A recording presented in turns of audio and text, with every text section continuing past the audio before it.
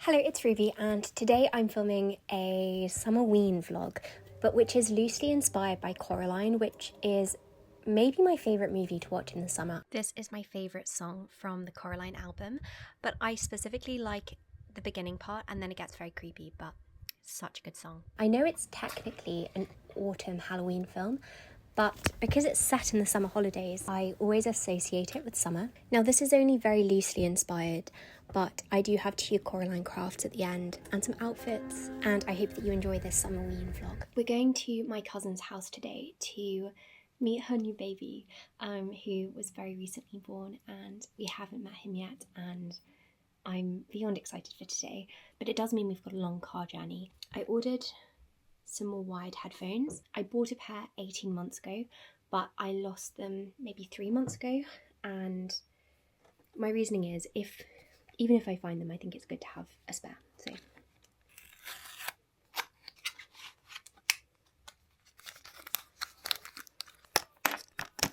incorrect. Did you see the slide? I did, but it's not inflated. It's not. So how long is it? Here I was writing a new Agatha letter for my Substack, which is genuinely my favourite thing to do ever. I'm going to show you what I pack for a long car journey. So first I've got my notebook. I've just stuck this picture of Alice in Wonderland on the front, and I've got my wired earphones. I've also got noise cancelling headphones because I am in the car with a lot of people, and so if very loud music starts blaring, I can use these. A new book. This is the first Edge Chronicles book by Chris Riddell and Paul Stewart, and I haven't actually read this before, and I've been really excited to try it, and so bringing that. On a long car journey, I will always bring a light for reading in case we end up getting back really late, because I always regret not bringing one of these if I don't. This little button bookmark, because I'm just about to start this book, it's a new one. And then because I'm vlogging today, I'm bringing my camera and my phone. I'm also going to bring a lipstick and my perfume. This is a Curie one, and it smells like vanilla and chocolate. It's really nice. I got it in Haworth, where the Bronte sisters lived. And I'll also bring water, of course. I do kind of like a long car journey, especially when I'm reading a good book. It was quite scary though, because as we were driving, we passed these wildfires on the side of the road because of the heat. Fire, yeah. Oh my god. So I was reading Beyond the Deep Woods. It's set in this fantasy world where this young boy Twig is born to a family of wood trolls, but he never feels like he's one of them because he's a human, and then he leaves the wood trolls and he goes out into the deep wood and he encounters all of these strange creatures, and the illustrations really just add to the adventure of it. We also had the most wonderful time with my cousin, and it was so special to meet her baby. Like, honestly, such a joy. What a wonderful way to spend a day. Hello. Oh, did you have a good day? Had a great day. Went to see my new nephew. No, great nephew. Great nephew. Great nephew. And when we got back, I went outside. Now, if there's one thing which is very Coraline, it's doing something astronomically fun in the evening, whether that be going to the other father's garden, going to the theatre show, or going to see the circus mice. It's always something so impressive, and this is our version of that. And yes, this is a bouncy slide.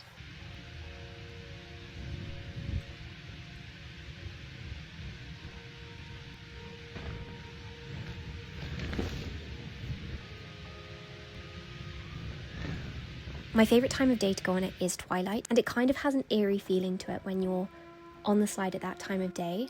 It feels nostalgic, but like in a slightly uncanny way, which I really think is the feeling and the atmosphere of Coraline. Because I mean, uncanny in German is unheimlich, so it's like unhomelike. For me, at least as a kid, I would never go on something like this when it was the evening, and so there's kind of like a slight tinge of it kind of not being quite right, because this isn't how I would have used this as a child, if that makes sense.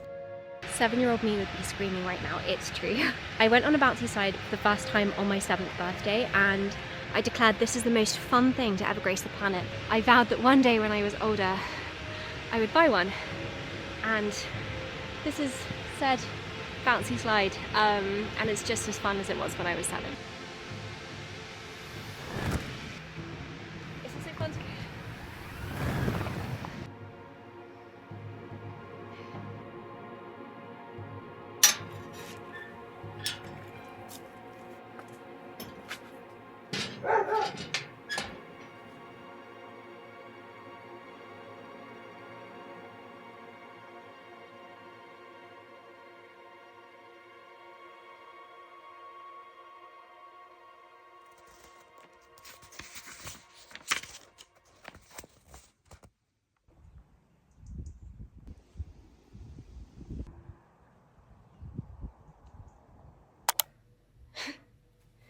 She's so funny. What's this? What's this, Lola? What?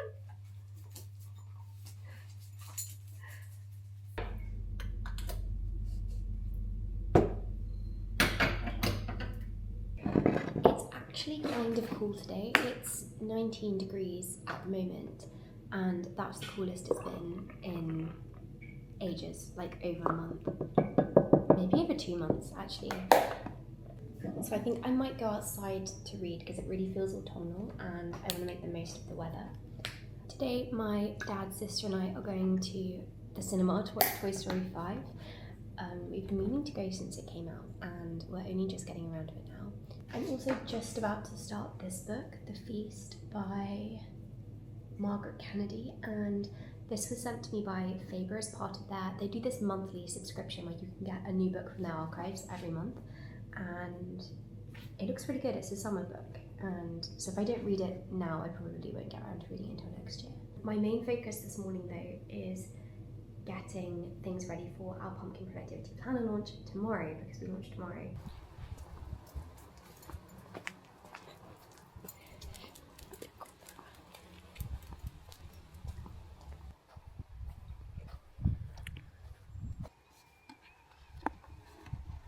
I think I'm just going to read 30 pages.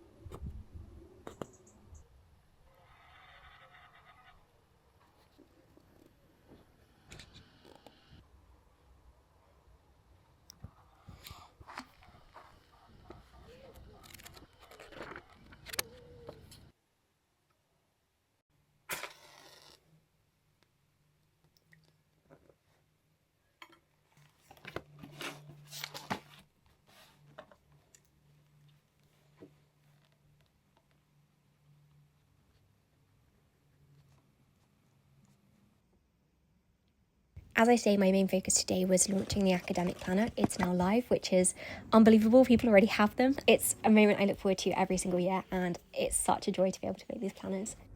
It's just started raining.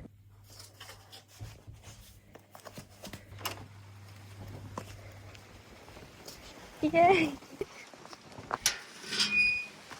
But I need to make sure that the bouncy slide, like all the plugs are covered. It's looking good. These wires are all covered. I'll just check. I'm just gonna cover this. We're all good. It's already stopped. It's still windy though, which is nice. I actually feel cold. I don't think I've felt cold in over a month. Makes me very happy to be alive. I also thought I would share some Coraline-inspired outfits with you. Of course, this is a Fantastic Mr. Fox waistcoat, but Fantastic Mr. Fox and Coraline are related films in my head, and I really love this outfit for the summer. Then, of course, you can't do a Coraline set of outfits without stars, because the star jumper is possibly her most iconic outfit in the film, as is her striped top. So I just did this skirt and striped top, and there's also something about dungarees which always makes me think of Coraline.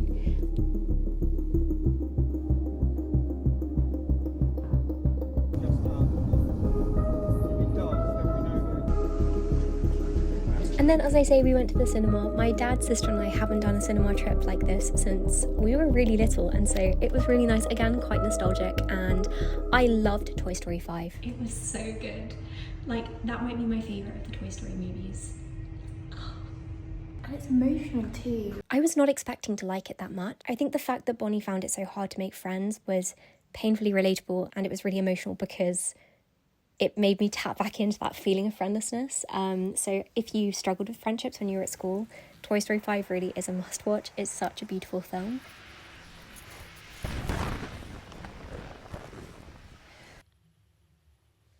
I just love this time of day so much. I am now going to make some button hair clips. These were all previously used on hair clips before, but they've all broken and I've been meaning to just reattach them. It's so easy, just get any nice buttons you have. We have a little button box downstairs, and so I've just taken these from there. And then you get a hot glue gun, and I bought these online. They're little metal clips. They weren't very expensive, they were less than £5 for a big pack, and then you just put a little spot of hot glue there at the end, hold the button on top, and it's done. These are so easy, and I was wearing them every day before they broke. It occurred to me that I could just make these. I remember as a teenager being like, where do I find button hair clips? And I didn't know where to find them. And then I just realised a couple of years ago, I actually can just make them. It's very, very easy. Literally within a minute, I've got 3 lovely hair clips. I have also got this lovely button. It was on a dress, but I'm not sure if this is going to stick properly.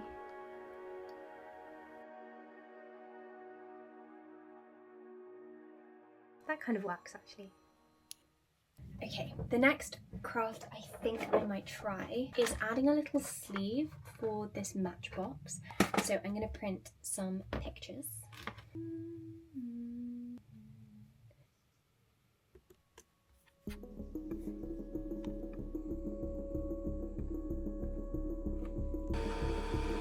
I love that there's a little window. So this is the design, and then I've done a star border so that the dimensions are correct.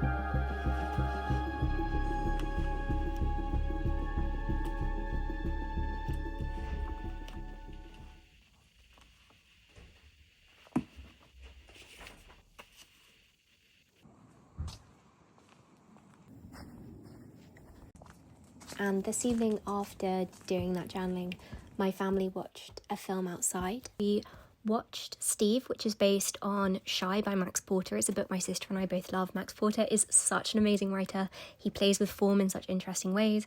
My favourite of his books is Lanny. It's exceptional if you haven't watched it.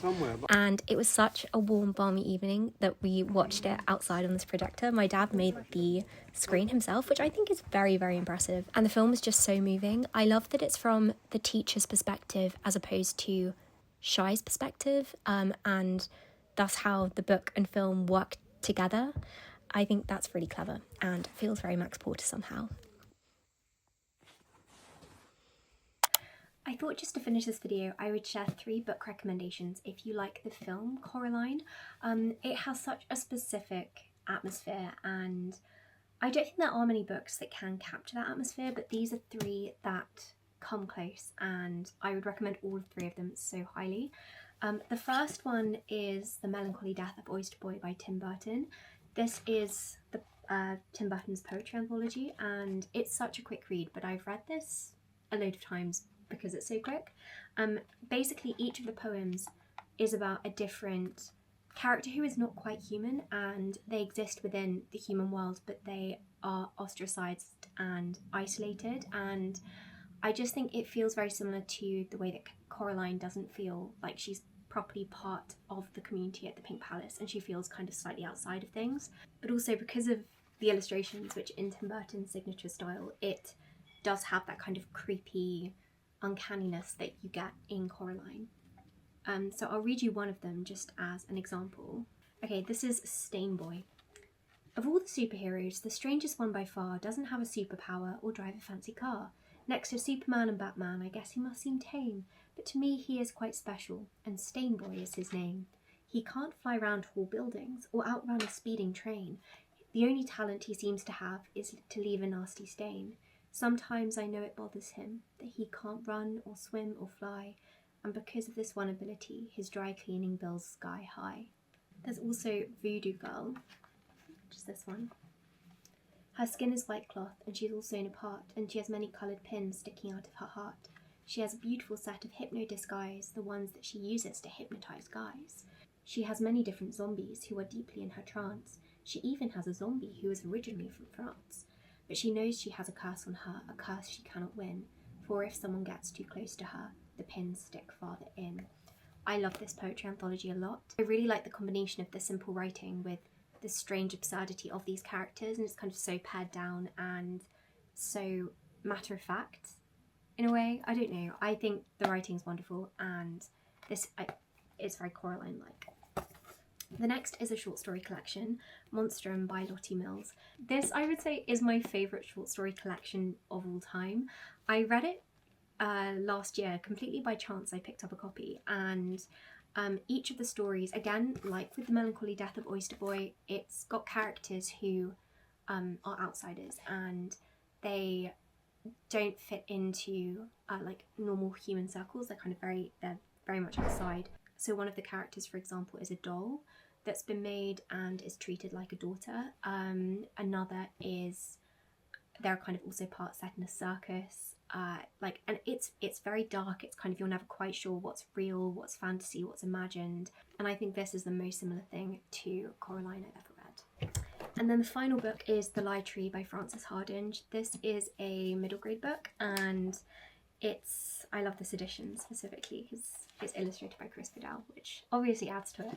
And it's about this girl whose father kind of randomly says they have to leave their home, and they take a boat to this remote island. I have a feeling it's Scotland. I don't think it ever says, but it feels like Scotland. And this tiny island where everything's falling apart, and they go to this house, and the girl knows that something is not quite right. She knows that there is something brewing. There's something that she doesn't understand. And over the course of the book, and she eventually, and in a cave she finds a tree, and every time she visits this tree it keeps on growing, and it's a tree that feeds on lies. So every time someone lies, the tree grows stronger and its branches become longer. And it's such an interesting premise, but also really has that kind of like that danger, but it's peculiar danger, which I think is what Coraline has, which is very different to, you know, just like a clear set threat. I like how she doesn't understand the lie tree, and the mystery of it is kind of what makes it more terrifying. So those are 3 books I would recommend if you like Coraline, and if you read any of these, you are in for such a treat. I want to reread all of these. But thank you so much for watching this video. I hope you enjoyed it. I cannot wait for autumn. Can you believe how close it is to autumn now? And yes, I hope you have more than just a productive week.